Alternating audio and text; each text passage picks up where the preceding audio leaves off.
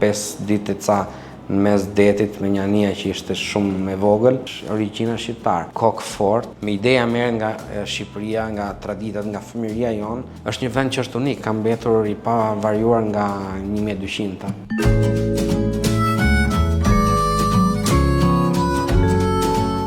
Nga mosha 4-15 vjeç isha